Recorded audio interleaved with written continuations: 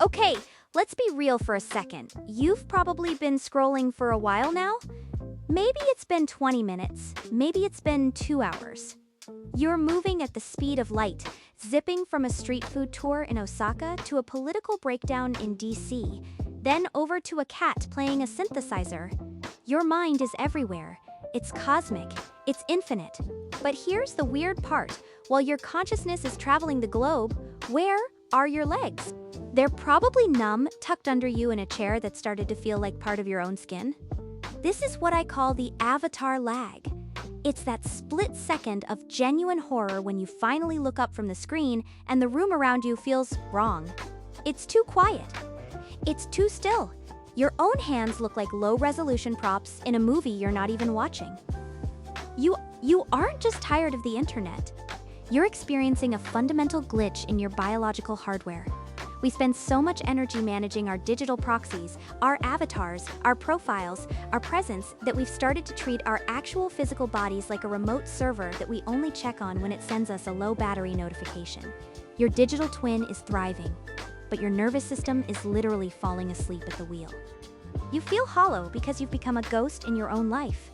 You're a high-definition mind trapped in a low-resolution body, and honestly, it's breaking us. But what if I told you that a French guy with a passion for jazz and modern art figured out why this feels so bad 80 years before the first iPhone even existed? He didn't think we were brains in vats. He thought we were antennas. And right now, our antennas are covered in digital duct tape. Meet Maurice Merleau-Ponty. Forget the image of the dusty, boring academic in a tweed jacket. This guy was a rebel. He loved the raw energy of jazz and the messy, vibrant strokes of Cézanne's paintings, while other philosophers were busy arguing that the mind is the boss and the body is just a meat suit. Merleau-Ponty stood up and said, "Hold on, you've got it all backward." He introduced this incredible concept called la chair, the flesh. And no, he wasn't talking about anatomy or muscles. To him, the flesh is the very fabric of reality. Think of it like a giant, invisible tapestry. You are a thread woven into it. You can't touch the world without the world touching you back. He used to say that the body is our vehicle of being in the world. It's not a vessel for your brain, it's the actual surface of your consciousness. When a painter looks at a mountain, Merleau-Ponty argued they don't just see it with their eyes. They feel the weight of the rock in their bones. They feel the temperature of the air on their skin. Their body touches the light before the brain even processes the image.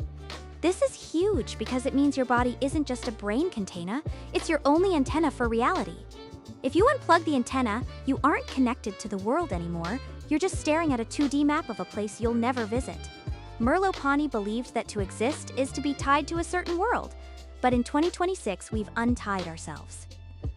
We've outsourced our senses to glass and silicon, and the result is a kind of spiritual vertigo that no amount of likes can ever fix. Here is the part that completely blew my mind when I first read it. There's a scientific and philosophical reason why your digital life feels hollow even if it's in 8K resolution. It's called proprioceptive erasure. See, your brain is a survival machine. It's evolved over millions of years to prioritize one thing. Tactile resistance. That's a fancy way of saying the world pushing back. If you push on a tree, it doesn't move. It's rough, it's cold, it's solid. Your brain feels that resistance and says, okay, this is real. I can trust this. But when you're on your phone, your brain is receiving 100% visual stimulation, but 0% tactile resistance. You're seeing a vibrant, high-stakes world, but your fingers are just sliding across smooth, frictionless glass. Your brain literally cannot believe something is real if it cannot feel its weight or its texture. So what does it do? It categorizes your entire digital existence as a long, vivid hallucination. That's why you can scroll through 200 posts and not remember a single one 10 minutes later. It's why winning a digital argument or getting 1,000 followers feels so empty after the initial dopamine spike. You are literally starving for physical reality. We are suffering from proprioceptive starvation. We're like sailors drinking salt water. The more digital content we consume to fill the void, the more dehydrated and hollow we feel. Our brains are screaming for the pushback of the physical world, but all we give them is more light and more pixels. We've entered the no-texture zone, a place where everything is visible but nothing is felt.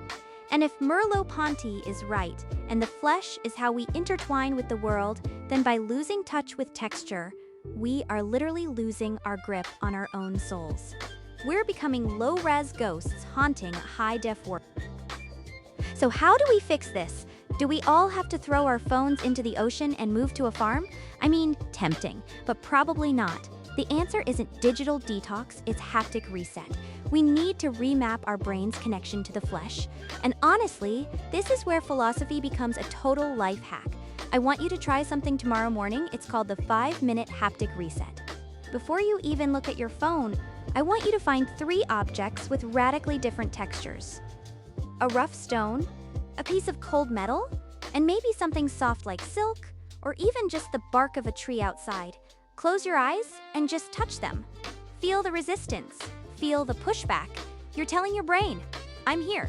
This is real. My antenna is back online. Another huge move is what I call manual friction. Do one thing every day that requires physical effort where the material pushes back against you.